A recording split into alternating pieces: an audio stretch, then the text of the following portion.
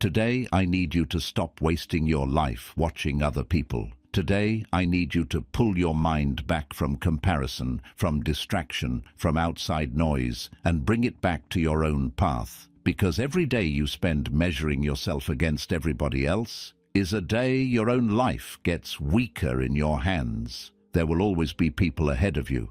There will always be people getting attention, moving faster, getting praised, getting seen. But if you keep looking at them, reacting to them, and letting their lives shape how you feel about your own, you will slowly lose the strength that was meant to build your future.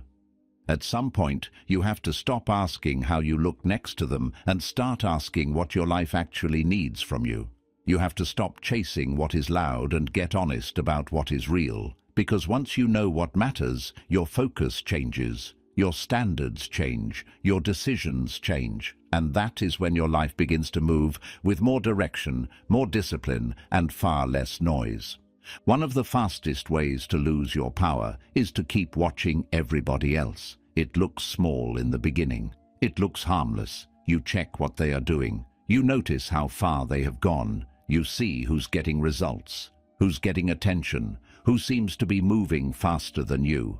And while all of that is happening, something inside you starts shifting. Your own progress feels smaller. Your own path feels slower. Your own effort starts feeling less important. That is how comparison works. It does not only make you insecure, it pulls you away from yourself. And that is the real danger. It makes you mentally absent from your own life. You are here, but part of your mind is somewhere else. Part of it is studying other people, measuring timelines, tracking outcomes, asking, why not me?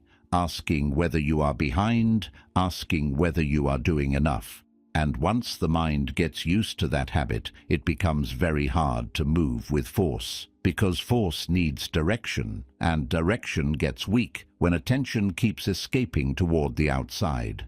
A lot of people think comparison is just a confidence problem. It is not. It is an attention problem. It is an energy problem. It is a loyalty problem. The more your mind lives in other people's lives, the less it is available for your own work. And you can feel that cost. You feel it in your restlessness. You feel it in your lack of peace. You feel it in the way your effort loses weight the moment you see somebody else doing more, getting more, becoming more visible. That is why so many people stay mentally tired even before they have done anything meaningful. Their energy has already been spent reacting, so you have to become stricter with what you allow your mind to keep looking at. Not because other people are bad, not because you should become bitter, but because your life cannot grow if your attention belongs to the crowd. Your attention is your life in usable form. Whatever keeps getting it is shaping you. Whatever you keep watching is training your mind. And if you keep training your mind to look sideways, then do not be surprised when your own path starts feeling weak beneath you. The shift begins when you stop turning other people into a standard for your worth. You stop treating their pace as proof that you are late. You stop treating their visibility as proof that you are failing. You stop treating their path as if it should define your own. And when that begins to happen, something powerful returns. Your own rhythm, your own work, your own responsibility, your own life. Because the truth is simple. You do not need more awareness of what everybody else is doing. You need deeper loyalty to what you should be doing. And once you stop looking at everybody else so much, another truth becomes impossible to ignore. A lot of your distraction is not only coming from comparison, it is coming from confusion. It is coming from the fact that many people have never become fully honest about what they actually want. And when that happens, the mind becomes easy to pull in every direction.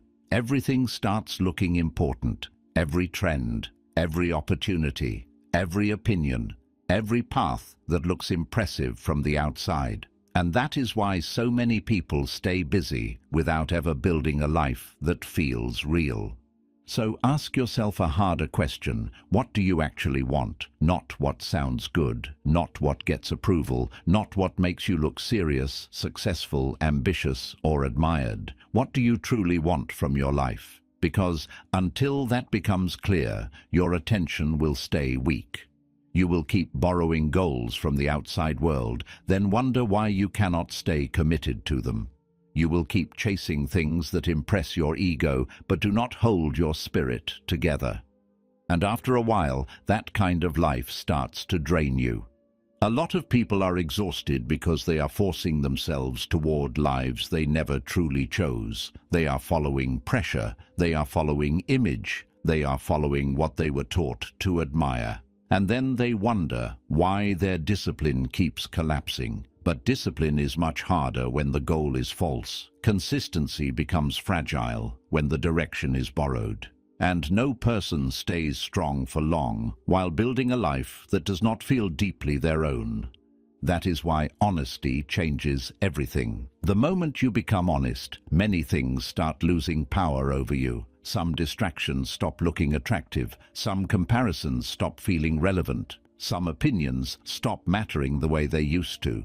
Because once you know what is real, what is false starts becoming easier to see. Your energy stops leaking so easily. Your standards become clearer. Your decisions become cleaner. And focus starts becoming less of a fight. But clarity is not comfortable. Clarity has a cost, because once you admit what you really want, then you also have to face what it will require from you. The patience, the sacrifice, the discipline, the structure, the change. And that is why many people stay vague on purpose. Vagueness protects them from responsibility. Confusion lets them drift. Confusion lets them stay busy without committing. Confusion lets them keep talking about a better life without having to fully build one. So this is where things begin to change. You stop living by reaction and you start living by decision. You stop letting outside noise tell you what matters and you start defining it for yourself. You stop scattering your life across shallow pressures and borrowed goals and you begin narrowing it around something real. And the moment that happens, your mind gets stronger, your discipline gets cleaner, your effort gets meaning, and your life begins to move with less confusion, less distraction, and far more force. And once you get honest about how much of your weakness is coming from comparison and how much of your confusion is coming from never deciding what you actually want, then another problem becomes clear.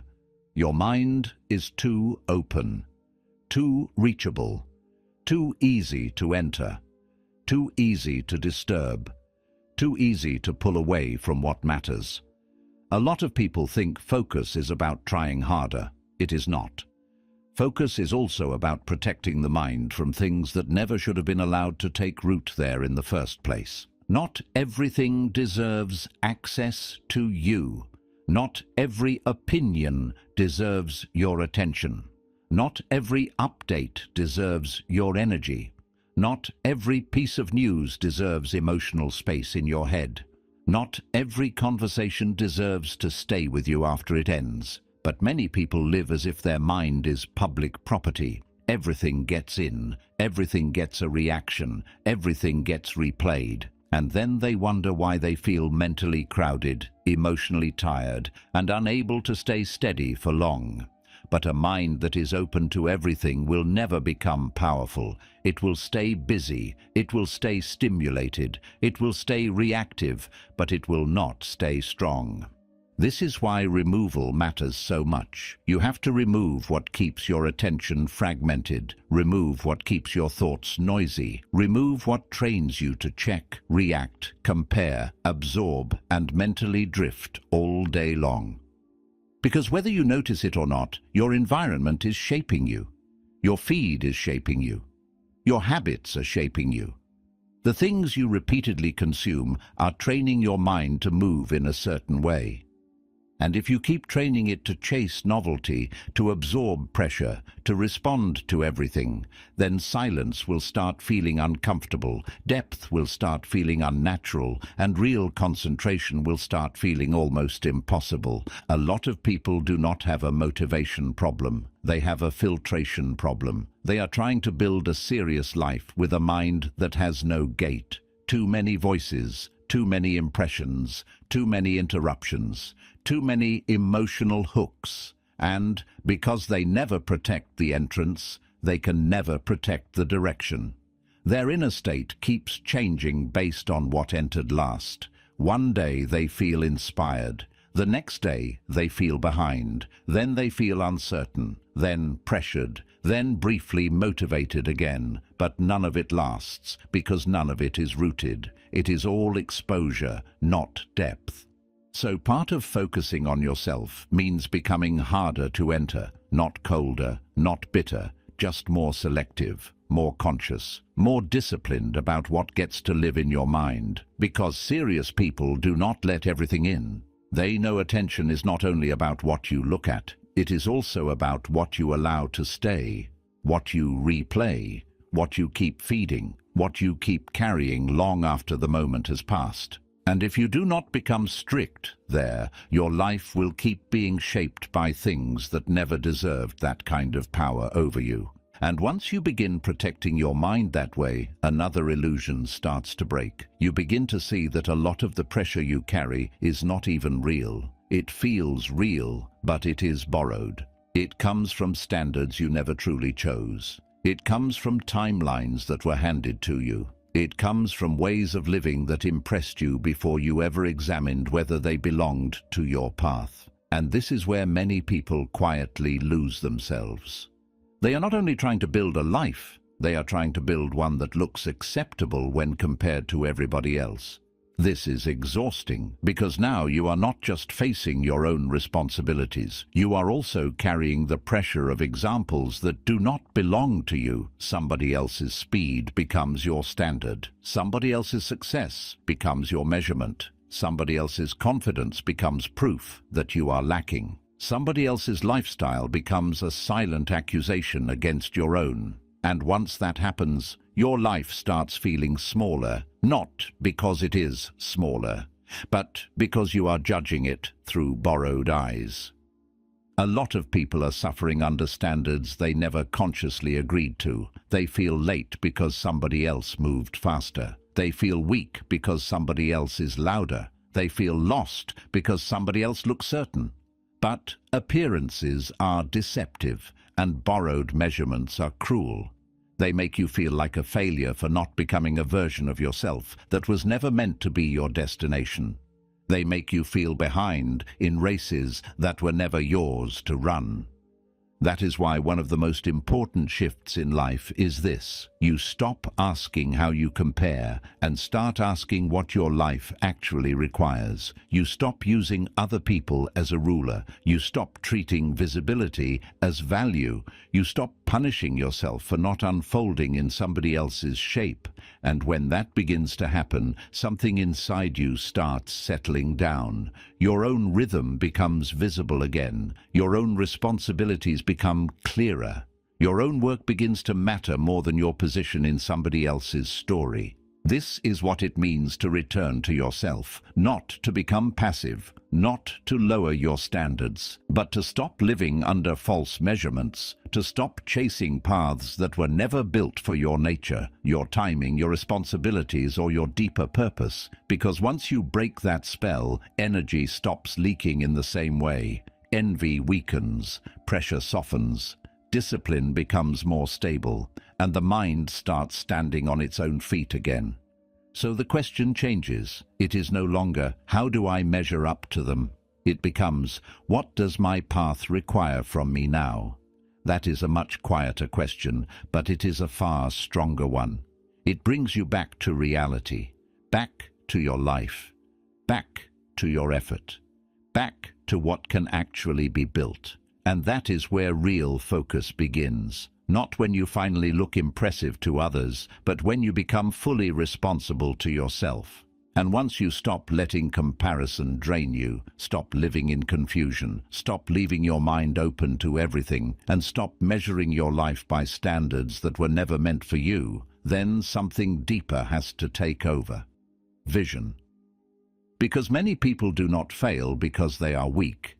They fail because nothing solid is organizing their life. They want better habits, better focus, better discipline, better results. But their inner picture is still vague. And when the picture is vague, the outside world becomes louder than it should be. Every distraction starts feeling important. Every impulse starts sounding persuasive. Every random opportunity starts looking meaningful just because it is there. A strong vision changes that. It does not remove difficulty, but it gives your life structure. It gives your days a center. It tells your mind what matters and what does not. Without it, everything competes equally. A message can pull you. A mood can pull you. Boredom can pull you. Somebody else's progress can pull you. A passing insecurity can pull you. And that is how people live. Pulled all day, directed by whatever is loudest in the moment. But when a person sees clearly what they are trying to build, a lot of that starts losing power. It does not disappear, but it stops feeling equally important. That is why vision is not fantasy. It is not just positive thinking. It is not repeating big words about your future while your life stays soft and scattered. Real vision is sharper than that. It is clear enough to guide your decisions and strong enough to survive discomfort. It gives sacrifice a reason. It gives patience a reason. It gives discipline a reason. And most importantly, it helps you stop obeying every urge that passes through you. Because one of the clearest signs of a weak inner picture is that the person keeps negotiating with whatever feels good right now. If you know what you are building, you start making different decisions before success ever arrives. You become less impressed by what is immediate, less hypnotized by what is visible, less willing to trade long-term direction for short-term relief. And that is when discipline changes shape. It stops feeling like constant force. It starts feeling like loyalty. You are not only saying no to distraction, you are saying yes to something bigger than the mood of the hour. A person with no vision has to depend on motivation. A person with vision can keep moving when motivation disappears. That is the difference. When the picture inside you is strong enough, you do not need to feel inspired every day. You return to the work because the work is connected to something real. And this is where many people either start gathering force or slowly collapse into drift. Because if nothing deep enough is holding your attention together, the world will keep pulling your mind apart and making that feel normal. So the real question is not whether distraction exists. It always will. The real question is whether what you are building is clear enough, true enough, and important enough to keep bringing you back. Because once the answer becomes yes, your standards rise without effort. Some habits start looking too expensive. Some conversations start feeling too empty. Some distractions stop feeling harmless. Not because you became rigid, but because your life is finally organized around something that made smaller things lose their charm. And once vision gives your life direction, responsibility is what gives it force. This is where a lot of people hesitate, because responsibility sounds heavy. It sounds like pressure. It sounds like blame. It sounds like one more burden added to a life that already feels difficult. But that is only because most people meet responsibility at the surface. At a deeper level, responsibility is where power starts returning. Because the moment you stop centering your life around blame, excuses, and explanation, you begin recovering energy that complaint could never give you. It is easy to explain your life through circumstances, difficult people, bad timing, unfair beginnings, lack of support, what happened to you and what did not happen for you. And some of those things are real. Some of them hurt deeply. Some of them leave damage that does not disappear just because somebody says, take responsibility. So this is not about pretending life is equal. It is not. It is not about denying pain. It is about refusing to stay trapped inside explanation forever, because the longer your energy lives in explanation, the less of it remains for construction. Responsibility begins when a person says, "Whatever shaped me, delayed me, wounded me, or made things harder, I am still responsible for what happens next." That is a hard sentence, but it is a clean sentence. It cuts through fantasy. It cuts through the hope that life will become different without requiring a different self. It cuts through the habit of waiting for better conditions before becoming serious. And it brings everything back to the only place real change can happen: decision, action, repetition, and ownership. This is why responsibility creates movement. Blame gives emotional relief for a moment, but it rarely builds anything. It allows the mind to release tension without changing structure. Responsibility is different. Responsibility asks harder questions. What am I tolerating that is already weakening me? What habits keep rebuilding the life I say I want to escape? Where am I still being passive while pretending I need more time? What have I been postponing while hiding behind uncertainty? Those questions are uncomfortable, but they are alive. They return you to leverage. And something strange starts happening when a person fully accepts responsibility for the direction of their life. They become less dramatic, but more powerful, less noisy, but more effective, less obsessed with appearances and more committed to structure. Because once you understand that your life is being shaped by what you repeatedly allow, repeat, avoid, and reinforce, your attention starts moving away from complaint and back toward cause. You stop asking only how things feel. You start asking what they are producing. You stop asking whether a habit is comforting. You start asking whether it is costing you the future you keep claiming to want. That is the shift. Responsibility is not just moral, it is structural. It changes the way you relate to time, behavior, and consequence. It forces your standards to meet your actions. It forces your desires to meet your routine. It forces your future to meet the person you are being right now. And once that happens, even if progress is slow, it becomes honest. Even if results are delayed, they begin resting on something solid. Because a person who takes responsibility is no longer waiting to be rescued by better circumstances. They are becoming someone who can build under imperfect ones. And once a person has vision strong enough to organize life and responsibility strong enough to put weight behind decisions, the next test becomes much less dramatic and much more important. Whether they can stay with their own process long enough for anything real to happen. Because this is where many people quietly lose the future they could have built. Not because they had no ability, not because they had no desire, but because they kept stepping away from the very process that could have changed them. They kept interrupting their own momentum with doubt, boredom, comparison, emotional fatigue, and the constant temptation to check if there was an easier way, a faster way, or a more immediately rewarding way.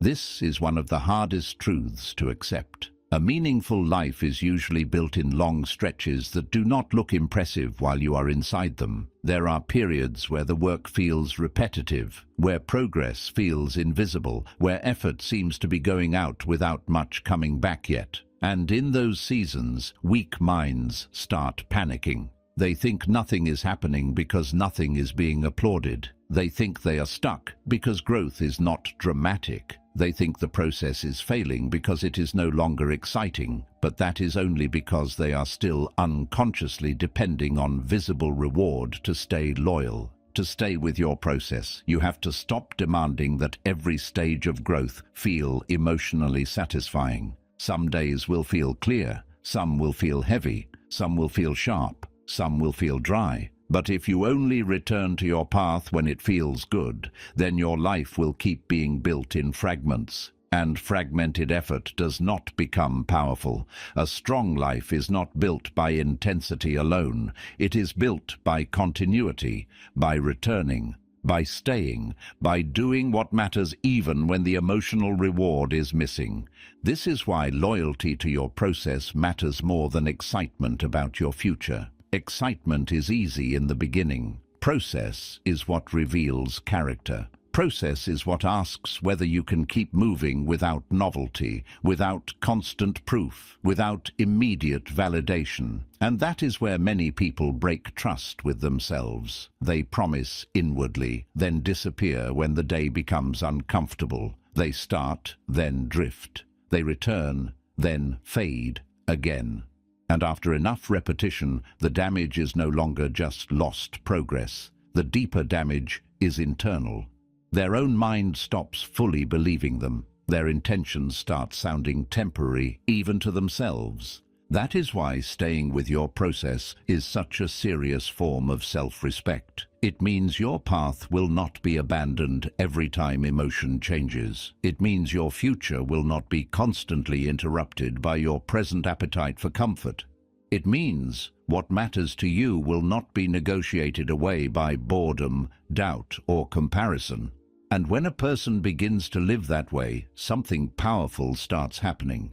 They become harder to shake. Not because life gets easier, but because they are no longer starting over every time discomfort arrives. They are finally carrying continuity. And that is when the final shift begins. If you want to focus on yourself in a serious way, then your mind has to become less available to the world.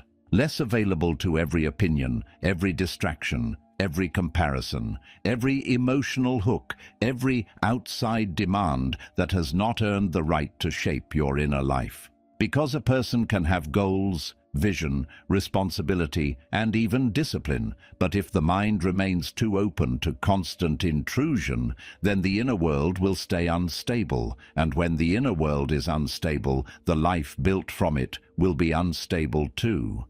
This is one of the deepest forms of maturity, not becoming cold, not becoming detached in a dead way, but becoming selective, more deliberate, harder to enter, more conscious about what is allowed to take root inside. Because what many people call sensitivity is often just overexposure. What they call confusion is often unfiltered input.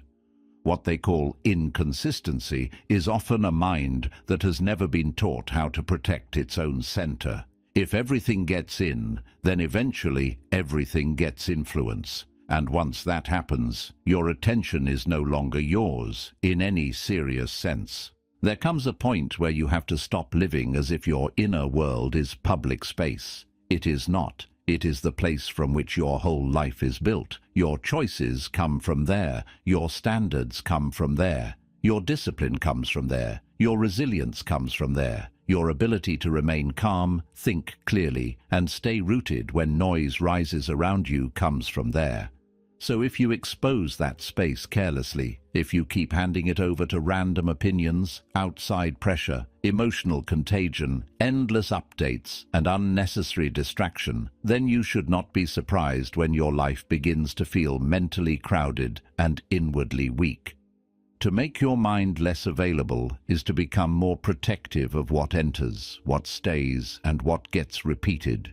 It is to stop answering every invitation. Stop chasing every update. Stop letting every irritation become an inner event. Stop giving everything the right to live inside you, and the reward for that is not only greater productivity, it is inner order, cleaner thought, stronger attention, emotional steadiness, the return of a quieter kind of power, the kind that only grows when the mind is no longer being claimed by everything around it. And once you understand how much power is lost through comparison, confusion, borrowed pressure, weak vision, and a mind that is too open to the world, another truth becomes unavoidable. None of that changes unless your attention begins to move differently every day. Because people often wait for a breakthrough before they become disciplined. They wait for clarity before they become consistent. They wait for confidence before they become serious.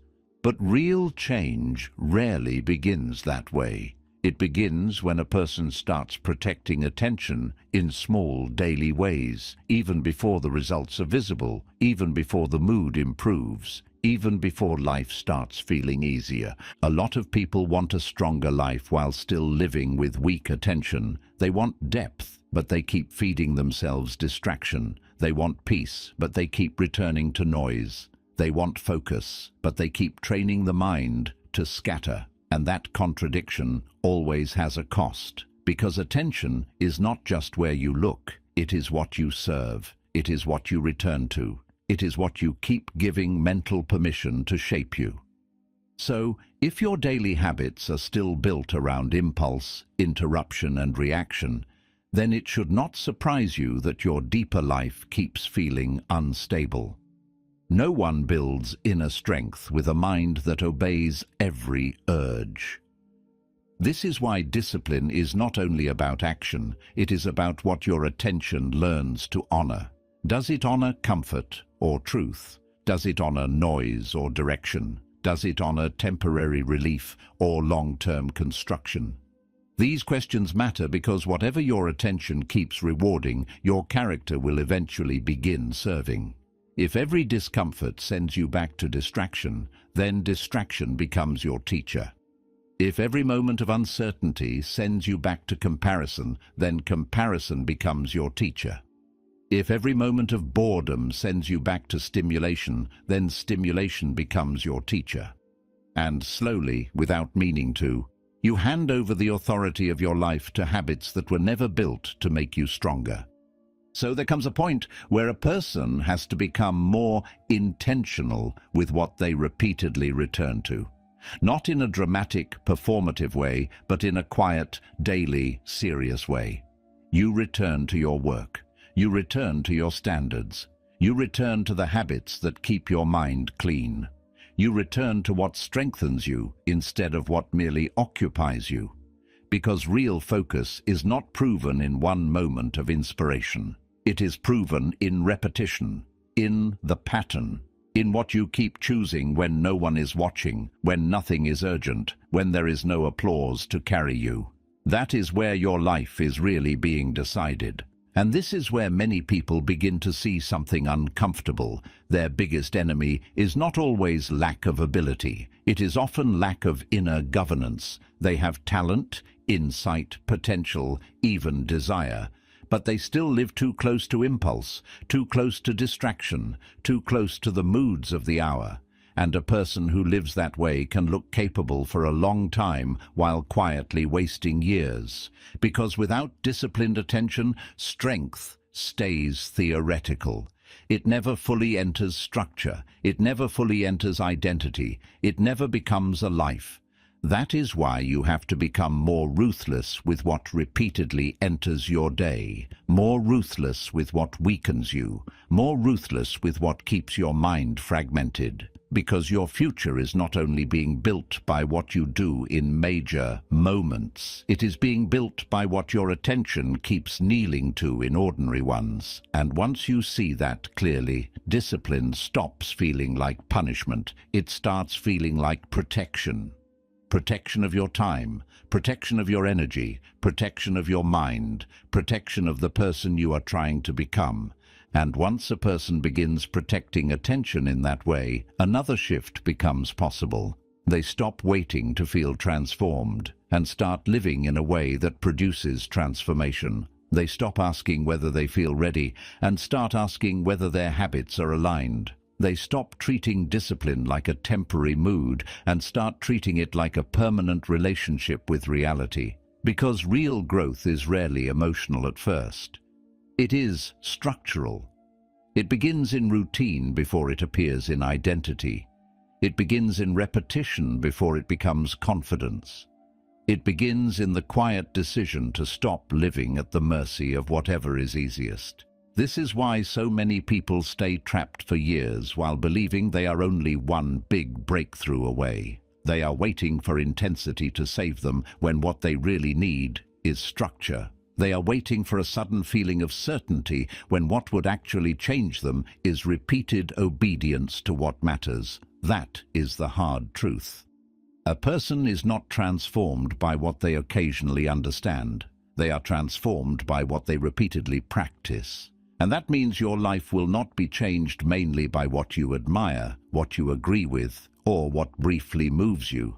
It will be changed by what you build into your days until it becomes part of how you live. So if you want to focus on yourself in a real way, then stop asking only what you should think and start asking what you must repeat. What must become normal in your life if your mind is ever going to become stronger? What must become daily if your future is ever going to change?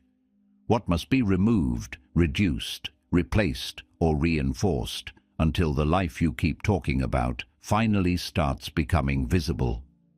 Those are the questions that bring the whole episode down to earth, because this is where everything either becomes real or remains performance. And once you begin to live by those questions, you start to understand something most people avoid. The real battle is not against the world first. It is against softness inside yourself. The softness that wants comfort without cost.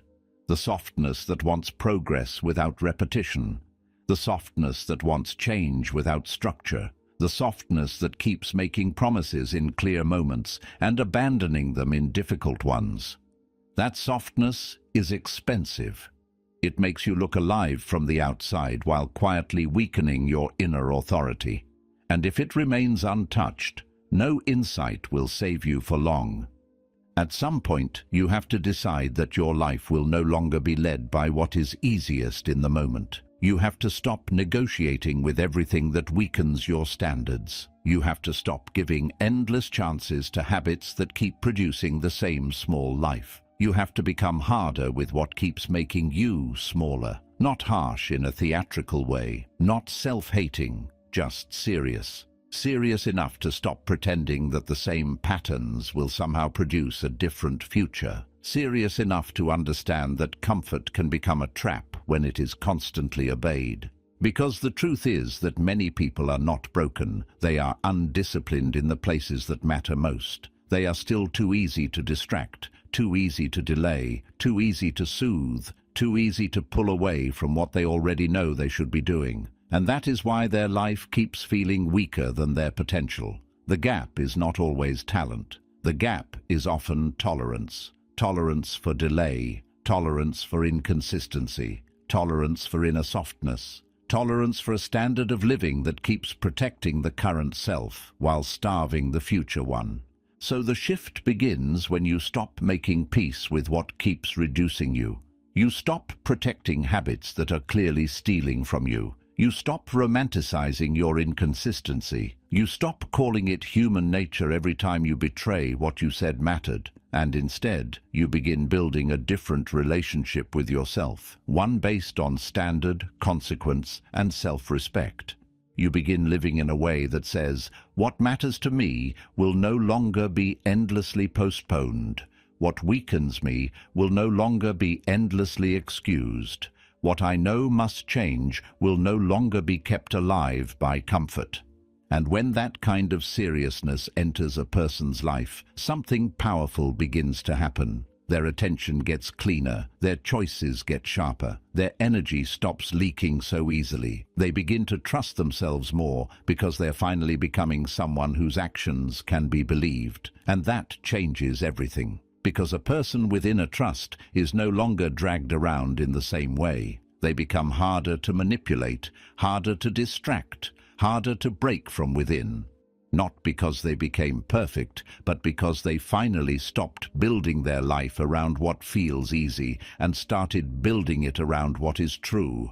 That is where this whole path starts becoming real. Not in inspiration alone, not in insight alone, but in the decision to protect attention, honor repetition, and stop bowing to the softness that has been quietly stealing years from your life. And once a person begins protecting attention, building structure, and refusing to keep surrendering to softness, something else starts becoming painfully obvious. A lot of what used to feel like pressure was never fully real.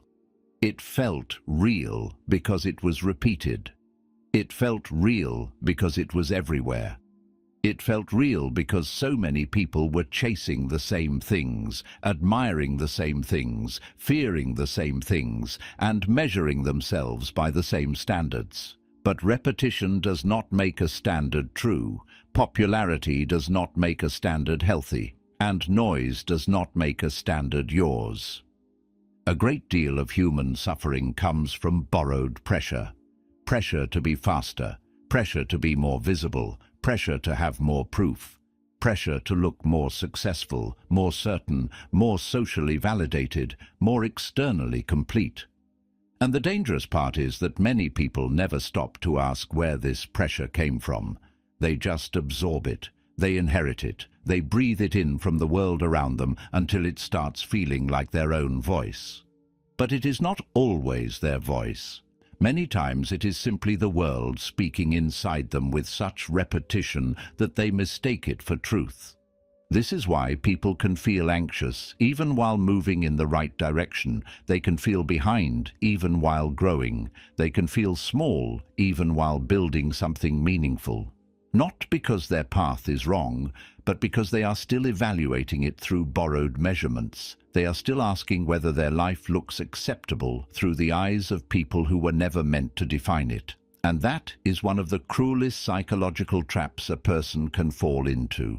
To keep weakening a life that may actually be real, honest, and necessary, simply because it does not resemble what the crowd has agreed to admire.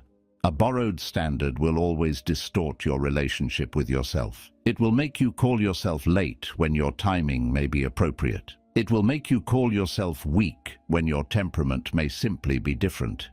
It will make you call yourself unsuccessful when the kind of success you are quietly building does not produce the same visible symbols. And under that pressure, people start betraying themselves in subtle ways. They abandon their pace. They abandon their nature, they abandon the deeper logic of their own life and begin chasing forms that were never designed for them. And then they wonder why even their effort feels false. This is why you have to become more suspicious of pressure. Not all pressure is wise, not all urgency is real, not all ambition is clean. Some pressure is useful because it wakes you up, but a lot of pressure is simply borrowed violence against the self.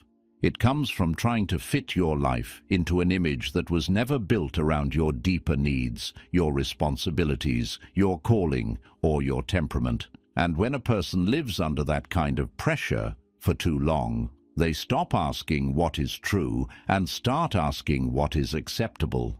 They stop asking what must be built and start asking what would look impressive. That is how a person can become more externally aligned and more internally lost at the same time. So one of the strongest things you can do is question the standards that keep making you feel inadequate. Who told you that this pace is the right pace? Who told you that visibility equals value? Who taught you that your life must unfold in that order, by that age, with that personality, under that kind of applause? These questions are not small. They are liberating, because once you begin asking them seriously, the pressure starts weakening, the spell starts breaking, and you begin to realize that much of what was making you restless was not a message from your deeper self. It was borrowed measurement. It was outside expectation wearing the mask of inner truth. And when that illusion begins to collapse, a more serious question takes its place. You stop asking, "How do I compare?" and you start asking, "What does my life actually require from me now?" That shift changes everything. Because comparison keeps you facing the crowd, but responsibility turns you back toward reality. Comparison asks how you look. Reality asks what must be done. Comparison keeps you mentally outside yourself. Reality pulls you back into your own hands. This is where power begins to return in a much cleaner way. You stop measuring your worth through someone else's outcome and start measuring your integrity through your own response to life. What does this season require from you? What does your path need right now? What must be faced, built, repaired, reduced, protected, or strengthened? Those are very different questions from the ones most people live by. They are quieter questions, but they create stronger lives. because they move attention away from performance and back toward construction. When you ask what your life requires, you stop wasting so much energy on appearance. You stop trying to win in every direction at once. You stop needing constant proof that you are doing well, and for the first time, your attention becomes useful again. It begins serving what is concrete, what is necessary, what is real. You start seeing more clearly where your effort should go and where it has been leaking for years. You stop making every feeling into a verdict about your identity and start treating life more structurally. What is needed? What is true? What is the next honest move? These questions make the mind stronger because they remove drama and restore direction. This does not make life easier in a shallow sense. In fact, it often makes life more demanding, because once you stop hiding inside comparison, you also lose one of the easiest forms of avoidance. You can no longer spend your whole life reacting to others while pretending that counts as self-examination. Now you actually have to face your own path, your own work, your own contradictions, your own neglected responsibilities. But that is a cleaner burden. That is a burden with dignity in it, because at least now you are carrying what belongs to you. And that is the deeper change. You stop trying to understand yourself through other people's lives and begin understanding your life through your own responsibilities. You stop asking whether you are ahead enough, admired enough, visible enough, impressive enough, and start asking whether you are living in a way that is honest enough, disciplined enough, aligned enough, and real enough. That is a far more powerful standard, because it belongs to the inside. It cannot be borrowed. It cannot be performed for long. It demands something deeper than image. It demands relationship with truth. So this is where real focus becomes unmistakable. It is no longer just a motivational idea. It becomes a way of seeing, a way of deciding, a way of returning attention to what can actually be built. Because once you stop asking how you compare and start asking what your life requires, the noise begins to thin out. The false pressure starts losing force. The crowd begins fading into the background. And what remains is something much stronger than urgency, much stronger than imitation, and much stronger than approval. What remains is direction. And once a person has direction that is truly their own, they become far harder to disturb. And once you stop living under borrowed pressure and start asking what your life actually requires, then something has to become stronger inside you than noise, mood, and distraction. That something is vision. Because without vision, even a sincere person gets pulled apart. Even a disciplined person gets worn down. Even a capable person gets scattered. When there is no strong picture organizing your life, everything begins competing for your attention at the same level. Small things feel big, random things feel urgent, temporary feelings start sounding like truth, and that is how people lose years. Not always through obvious collapse, but through daily misdirection. Vision changes that. It gives your mind a center of gravity. It tells you what matters, what does not, and what is not worth negotiating with anymore. A person with no vision has to keep deciding everything in the moment, and that is exhausting. Every urge becomes a debate. Every distraction becomes a temptation. Every hard day becomes a reason to question the whole path. But when the picture inside you is clear, life stops feeling equally confusing. You may still feel resistance, but you do not feel directionless. You may still feel tired, but you do not feel lost in the same way, because something deeper is holding the line. That is why vision is not fantasy. It is not empty self-talk. It is not repeating grand words about the future while your life remains soft, vague, and undirected. Real vision is specific enough to guide action and serious enough to survive discomfort. It gives patience a reason. It gives sacrifice a reason. It gives repetition a reason. It helps you stop obeying every passing urge, because now there is something inside you that matters more than the emotional state of the hour. And that is when discipline starts changing shape. It stops feeling like punishment. It starts feeling like loyalty.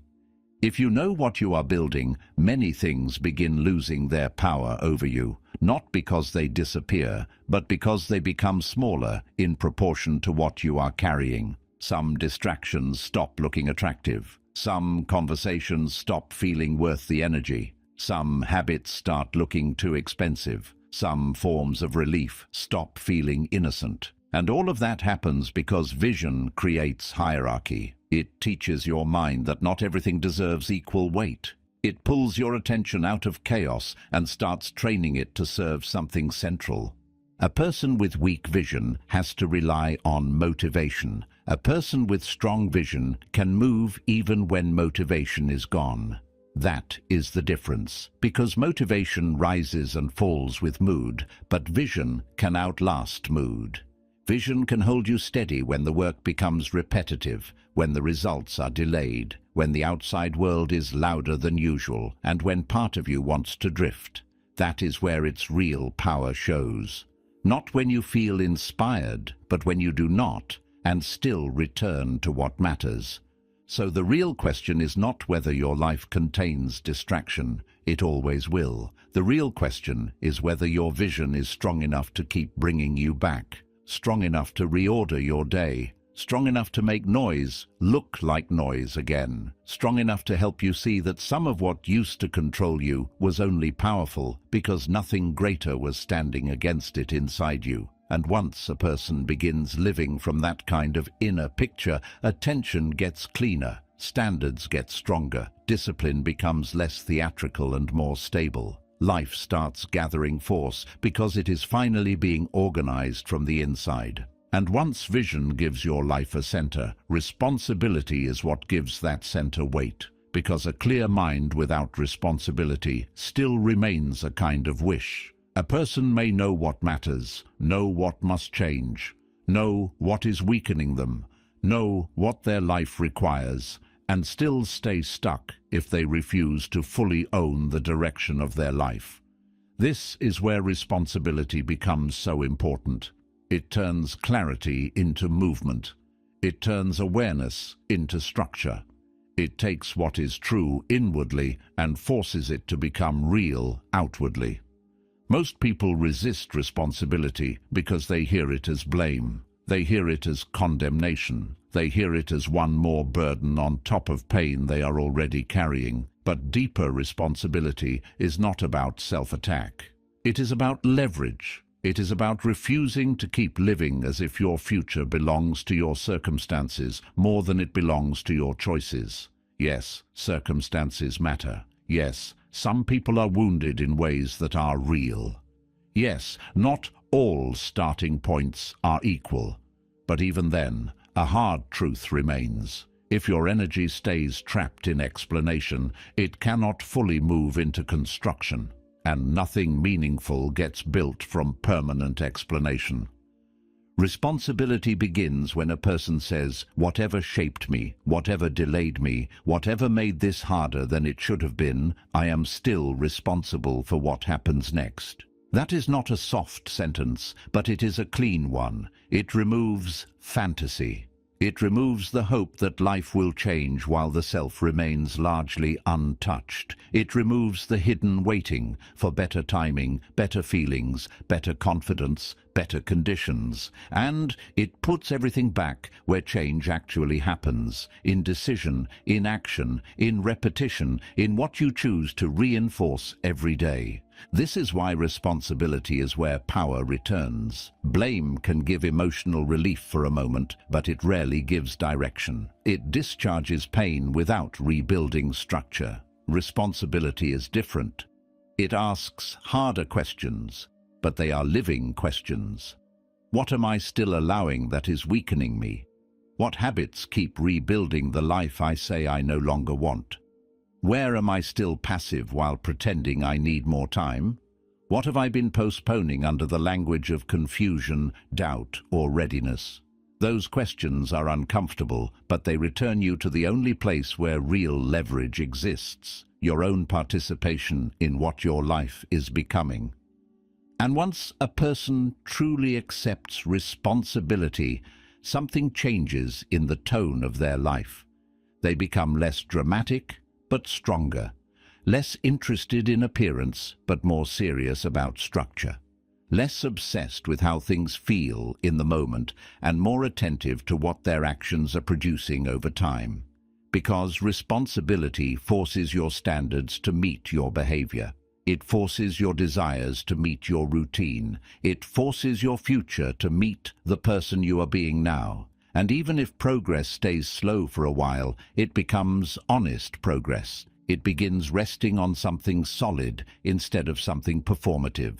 That is why responsibility is not the enemy of peace. It is one of the conditions for real peace. Because without it, the mind stays split. It keeps wanting one life while feeding another. It keeps hoping for strength while protecting weakness. It keeps talking about clarity while refusing the cost of action. Responsibility ends that split. It says, if this matters, then my life will begin reflecting it.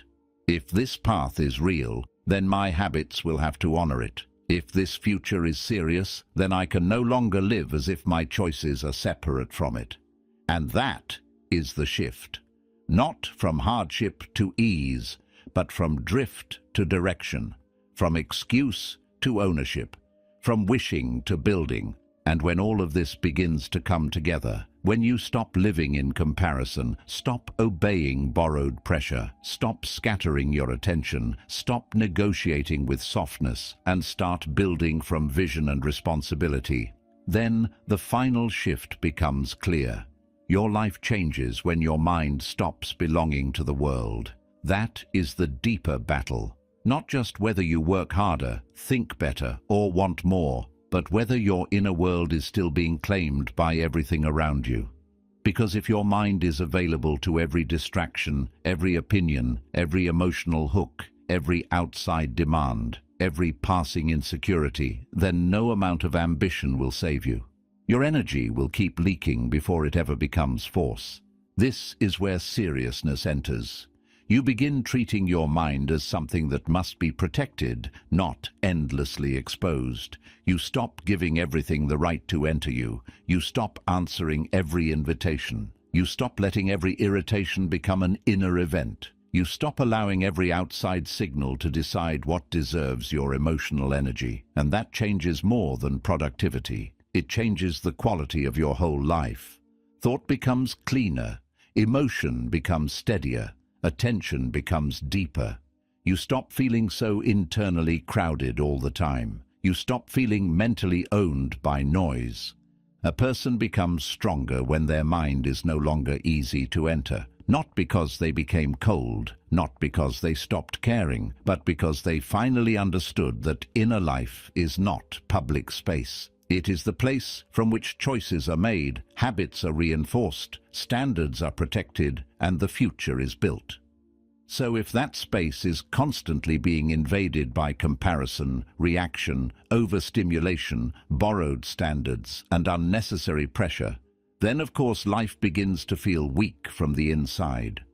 But when a person becomes more selective, more deliberate, more disciplined, more protective of what enters and what stays, something powerful begins happening. They become harder to distract, harder to manipulate, harder to drain, and harder to pull away from what matters. That is what focusing on yourself really means. It is not shallow selfishness. It is not indifference to the world. It is not pretending other people do not exist. It is the decision to stop abandoning your life for noise that cannot build it. It is the decision to stop measuring yourself through borrowed eyes. It is the decision to stop giving your best energy to reaction, comparison, confusion, and inner weakness. And instead, to bring that energy back to your own path, your own standards, your own work, your own responsibilities, and your own becoming. Because the truth is simple, your life will always become a reflection of what your mind keeps serving. If your mind serves distraction, your life will feel fragmented. If it serves comparison, your life will feel restless. If it serves borrowed pressure, your life will feel false. But if it begins serving what is real, what is necessary, and what is deeply yours, then your life starts gathering force in a very different way. Quietly, cleanly, powerfully. Your attention gets stronger. Your standards get sharper. Your effort gets weight. And, for the first time in a long while, you stop merely circling around your potential and begin standing fully behind your own life. So stop living with your eyes fixed on the crowd. Stop treating attention like something cheap. Stop handing your mind over to everything that has done nothing to earn it. Bring it back. Bring it back to your work. Bring it back to your direction. Bring it back to the life that still depends on what you do with your focus now. Because once that return becomes real, everything begins to change. Not all at once, not dramatically, but in the only way that truly lasts, from the inside outward.